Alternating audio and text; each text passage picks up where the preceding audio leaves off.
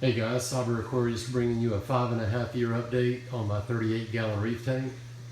In this video I'm going to talk about just a couple things that I would change if I was to start all over again, and just talk about a few things that have happened with this tank over the last 5.5 years.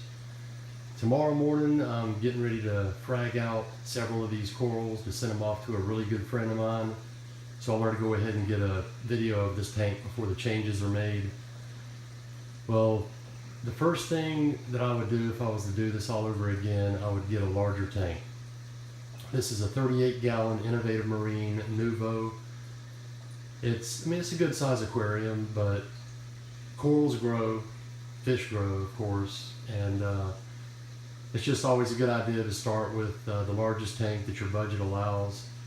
It's not a small aquarium, but some of these corals have grown so large that I'm hence having to frag some tomorrow to get rid of some, thin them out.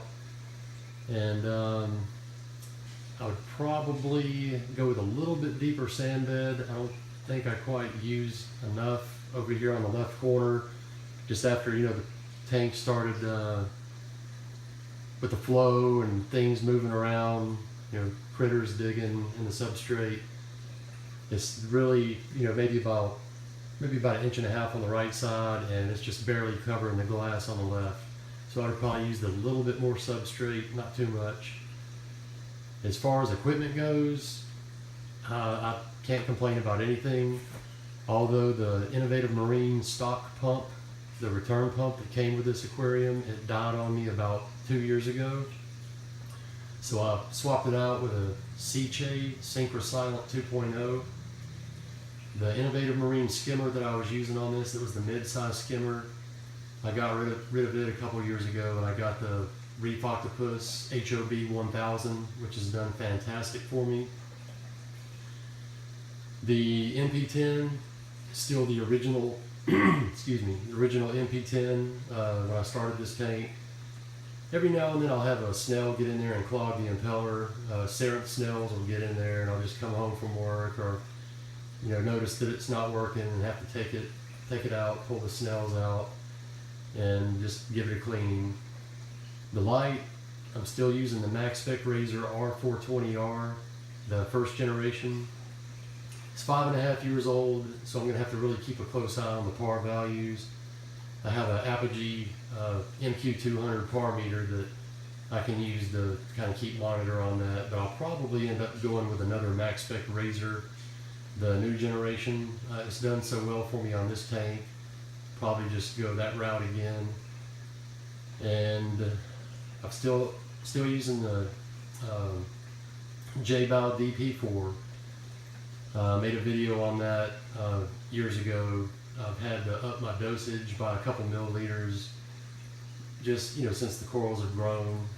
I test my aquarium now maybe once every 2 weeks. I test salinity every week, but calcium and alkalinity, magnesium, I have to check those twice a month, once every other week.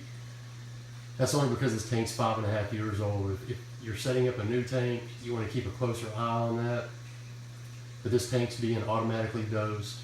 The parameters don't change hardly ever, and it takes probably 6 to 8 months for the calcium and alkalinity consumption to need to be increased. So I just, like I said, twice a month, and do a water change bi-weekly, 4 gallons. So I'm doing an 8-gallon water change a month. I'm still using Aquavitro salinity. I know a lot of people have had complaints about Aquavitro salinity, but I've never had a problem with it as long as you mix it correctly. Still using the Aquavitro's Reef calcification and Seachem's Reef carbonate for my alkalinity, and I dose fuel twice a week, 8 milliliters. I clean my skimmer once every 2 weeks. It's a large skimmer, so I just clean the collection cup every 2 weeks with my water changes. Replace my Seachem Phosguard once every 2 weeks. And the carbon, the Seachem's Matrix Carbon, I know you guys are going to scold me on this, but honestly, I change it out maybe once every 2 months. There's no need to. I mean, tank is doing fine. Use a little bit more carbon than I should, and I just change it out once every 2 months. My fish, I feed my fish every other day. I don't have any grazers like tangs in this tank, so there's no need for me to feed every day or twice a day as you would have to with some tangs, you know, some herbivores. But all the fish in this tank are carnivores. They're opportunistic feeders. I still have the original fish, minus one Ocellaris clownfish. I have 2 pajama cardinals.